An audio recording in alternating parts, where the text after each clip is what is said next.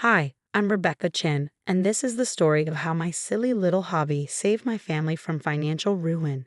Though my husband and in laws took their time learning to appreciate it. Sometimes life's greatest victories come when people underestimate you. I should know, I've been underestimated my entire married life. I still remember the day I told my husband, Michael, that I wanted to start an online business. We were sitting in our kitchen, the one his parents had helped us buy in a suitable neighborhood for their son, the VP of Operations at Chen Industries. The morning sun streamed through the windows as I excitedly explained my business plan for curating luxury sustainable fashion boxes. Honey, he said, barely looking up from his Wall Street Journal, why don't you focus on planning the next charity gala instead? You're so good at that. His dismissive tone felt like a paper cut, small but stinging. My mother-in-law, Helen, who had the unfortunate habit of dropping by unannounced, chose that moment to sweep in. Online shopping, she scoffed, her perfectly manicured nails drumming against her designer handbag. Darling, we Chen women organize charity events and support our husbands. Leave business to the men. I wanted to remind her that before marrying Michael, I'd earned my MBA from Stanford. But in the Chen family, my degree was treated like an attractive accessory, nice to mention at parties, but not meant for actual use. That evening, after Michael left for another essential business dinner, I sat in my home office and launched my website anyway.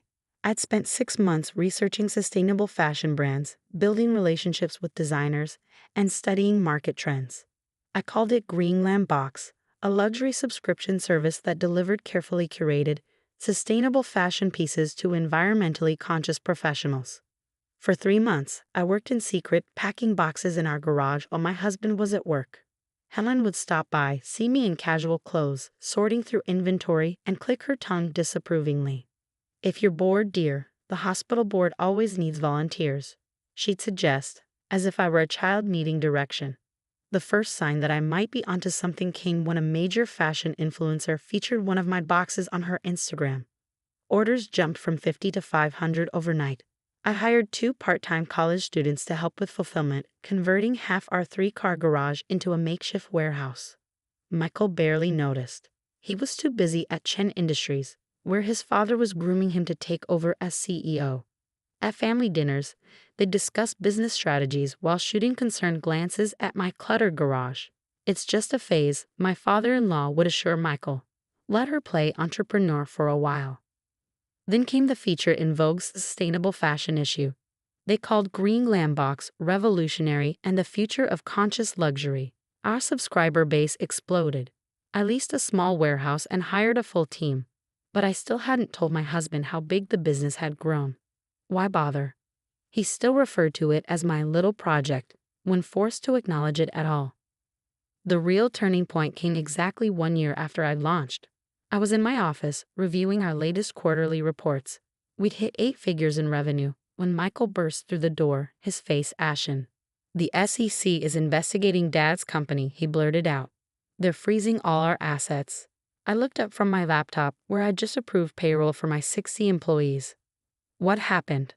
I asked, my heart racing. Not for our finances, I had those covered, but for the pain in my husband's eyes. Dad's partner has been cooking the books for years, he whispered, collapsing into a chair. Everything's gone. The company, our savings, my job, even this house. It's all tied to company assets. I took a deep breath. Michael, there's something I need to show you. But before I could pull up my company's financials, Helen burst in, mascara streaming down her face. It's all gone, she wailed. 30 years of building this family's legacy, destroyed. How will we survive? Rebecca, you'll have to sell your little jewelry-making business or whatever it is. I smiled slightly, thinking of the warehouse down the street where my team was preparing our upcoming holiday collection. Actually, Mom, I said, turning my laptop around, I think it's time we had a family meeting about my little business. The silence in my home office was deafening as Michael and Helen stared at my laptop screen. The quarterly report showed Greenland Box revenue, $12.8 million in just the last 3 months. This must be a mistake, Helen whispered, her manicured hand trembling as she adjusted her pearl necklace. How could you possibly? Michael kept scrolling through the financial documents, his banking background helping him understand exactly what he was seeing. These profit margins, the growth trajectory, Rebecca, are these numbers real? I pulled up our company's profile on Bloomberg Termo, a subscription I'd kept from my MBA days. Everything's real, independently audited, and completely legitimate, I said quietly. We're currently valued at just over $100 million, and we're in talks with 3 major investment firms for our next expansion round. Helen collapsed into the nearest chair, her Hermes scarf askew. But you pack boxes in the garage. That was a year ago, I explained, pulling up photos of our new warehouse facility. We now have a 50,000 square foot fulfillment center just outside the city. I haven't packed a box myself in months. I have a team of 60 full-time employees, and we're hiring more every month. Michael was still staring at the numbers, his face a mix of shock and something else. Was it shame? Why didn't you tell me? He asked softly. I tried in the beginning, I reminded him. Remember that morning in the kitchen? You told me to stick to planning charity galas. After that, I figured I'd let the business speak for itself when the time was right. Just then, my phone buzzed. It was my CEO dashboard alert. We just signed our 50,000th subscriber. I showed them the notification. Each subscriber pays between $200 and $500 per month for our curated boxes, I explained. We have partnerships with over 100 sustainable luxury brands worldwide. That cluttered garage you complained about, Mom? That was just the beginning. Helen's face had gone from shocked to calculating. Well, she said, straightening her designer blouse, clearly you learned more from our family than we realized. Now, about the SEC investigation. Perhaps we could discuss how your success might help the family situation. Mom. Michael interrupted, and I saw something shift in his eyes. For the first time in our marriage, he was seeing me, really seeing me. Not as his wife who needed to be humored, but as a business leader who'd built something remarkable. The SEC investigation, I said firmly, is serious, but I already called Sarah Jean. The Sarah Jean? Helen gasped. The corporate lawyer who handled the Maritech case. I nodded. She's an old Stanford friend. She'll be here tomorrow to review everything. And yes, I'll help with the legal fees. But I held up my hand as Helen's face brightened. There are conditions. Conditions? Helen's voice had a dangerous edge. First, I'll help with legal representation. But I won't touch anything related to Chen Industries directly. My company needs to stay completely separate from this situation. Michael nodded slowly. That's smart. Second, I continued, if we get through this, things need to change. No more dismissing my work. No more surprise visits to criticize how I spend my time. And Michael, I turned to my husband, no more letting your family dictate our life choices. The room fell silent again. Through the window, I could see the sun setting behind the city skyline. Somewhere out there, my warehouse was humming with activity, preparing tomorrow's shipments. I have a board meeting in an hour, I said, gathering my laptop. It's a video call with our investors in Singapore. Take some time to process this. We can talk more over dinner. As I stood up, Michael caught my hand. I'm sorry, he whispered. I should have believed in you. I squeezed his hand gently. There's time to fix that. But right now, I need to focus on my company's expansion plans. We're launching in Europe next quarter. Helen opened her mouth, probably to ask about the family's financial crisis, but my phone buzzed again. This time it was my assistant. Mrs. Chen, Forbes is on the line. They want to feature you in their 40 Under 40 issue. I watched my mother-in-law's eyes widen as I responded. Tell them I'll call back in an hour after my board meeting. As I walked out of the office, leaving my stunned husband and mother-in-law behind, I couldn't help but smile. Sometimes success isn't about proving others wrong. It's about proving yourself right. But the story wasn't over yet. The next few weeks would test our family in ways I never expected. The next few weeks felt like living in a different reality. The same people who had dismissed my little hobby were now watching my every move with newfound interest. The family dynamics had shifted so dramatically, it was almost comical. Sarah Jean, my lawyer friend, took one look at Chen Industries books and grimaced. The good news is Michael and you are legally separate from the main issues, she explained during a late-night meeting in my office. The bad news? Your father-in-law is looking at serious charges. My throat tightened. Despite everything, I didn't want to see Michael's family destroyed. What can we do? With a good legal team, which they now have thanks to you, we can probably negotiate a settlement. But, she paused, reviewing more documents, Chen Industries is finished. There's no saving it. That night, I found Michael sitting in the dark in our kitchen. The same kitchen where he dismissed my business idea a year ago. I keep thinking, he said, staring into his untouched whiskey, about all the times I treated your work like it was nothing. How did you not hate me? I sat down beside him. Because I didn't build Green Glam to prove you wrong.